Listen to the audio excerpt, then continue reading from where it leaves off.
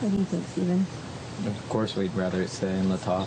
Yeah. Just out of convenience sake and out of the fact that this is where it happened, this is where it deserves to be tried.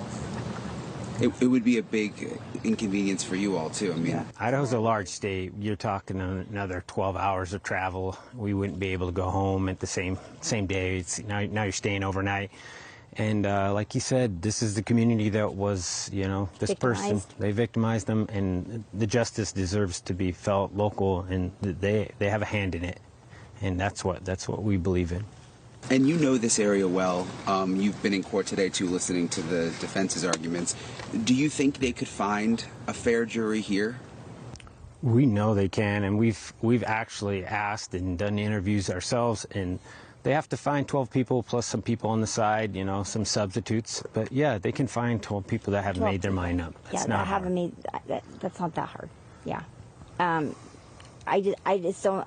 Yeah, I don't see that being that hard at all. Well, they have one expert that says you can call the jury and they can still remain, not contaminated, not biased. And then you got another expert that says once they hear something, they never can get it out of their head. So, you can weed those people out just through the jury selection and say, hey, if you read that vigil, let us know. And you can weed these people out. And I don't even think it's fair, but, for the sake of the case, you can get those people and remove them. Let's just say that they are some kind of bias there, but you remove those and then you just move on. There's definitely people here surprisingly in this county, in this town, that I would think don't know much about it. I mean, I believe that there are some people, Tons. There's a lot of people that don't watch TV. They don't come into town a lot. They have farms. They kind of stick to their own. So I see it being pretty easy for them. They just got to find them. Do you feel like your voices are being heard in terms of the prosecution and them knowing that, you would prefer it to stay? We have made it very clear to the prosecution how important it is to us, and they have reiterated it to us that they are passing that information on to the judge, and that the judge does consider that.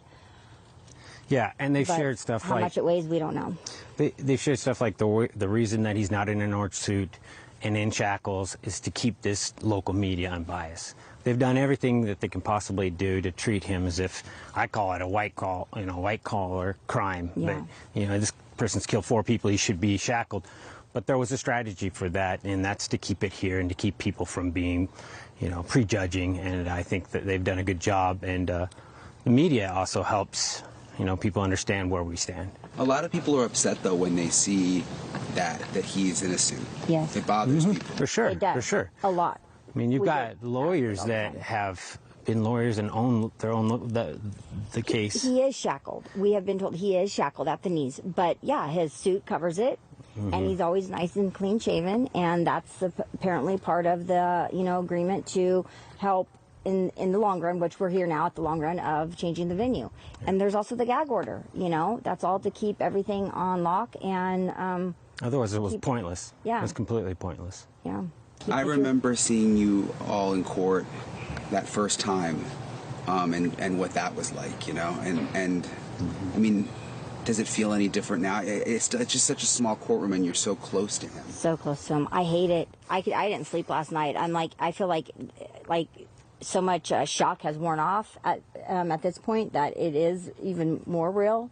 I feel like those early on court cases, it was just easy breezy, and now I'm like, it just is really hard for me mentally, and because I just feel like I'm becoming more and more mental aware, like by the day, like I'm coming out of this, haze of in reality, it's just becoming more and more real every court date that we go to, and time goes on, and it's hard. It gets harder for me.